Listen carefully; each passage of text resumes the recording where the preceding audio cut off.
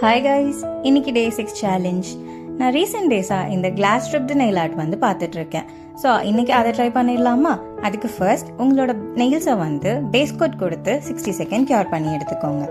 அதுக்கு மேலே உங்களுக்கு எந்த கலரில் நெயில் ஜெல் பாலிஷ் வேணுமோ அதை 2 கோட்ஸ் கொடுத்து 60 செகண்ட் கியூர் பண்ணி எடுத்துக்கோங்க. அதுக்கு மேலே உங்களுக்கு எந்த கலரில் கேட்டை வேணுமோ அந்த கேட்டை ஜெல் பாலிஷை வந்து அப்ளை பண்ணிக்கோங்க. நான் இன்னைக்கு சில்வர் கேட்டை அப்ளை பண்ணியிருக்கேன். ஸோ கேட்டை அப்ளை பண்ணிவிட்டு மேக்னெட் வச்சு உங்களுக்கு எந்த மாதிரி பார்ட்டிகல்ஸ் ஆக்டிவேட் பண்ணணுமோ அந்த மாதிரி நீங்கள் ஆக்டிவேட் பண்ணிக்கோங்க.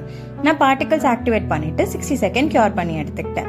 அதுக்கு மேலே நான் வந்து ஒரு மேட் கோட் அப்ளை பண்ணிக்கிட்டேன். ஏன் மேட் கோட் அப்ளை பண்ணுறேன்னா, நம்ம வந்து இப்போ டாப் கோட்டோ இல்லைனா பில்டர் ஜெல் வச்சு அந்த நெயில் ஆர்ட் பண்ணும்போது மேட் கோட் இல்லாத பிளேஸில் மட்டும் அந்த ஷைனி எஃபெக்ட் கிடைக்கும், மற்ற இடத்துல மேட் எஃபெக்டாக இருக்கும்.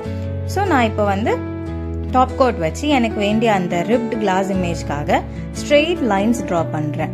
ஸோ நீங்கள் உங்களுக்கு எவ்வளோ ஸ்பேஸ் கேப் வேணுமோ அதுக்கேற்ற மாதிரி கேப்ஸ் விட்டு நீங்கள் உங்களோட அந்த டாப் கோட்டோ இல்லை பில்டர் ஜெல்லோ அப்ளை பண்ணிக்கோங்க.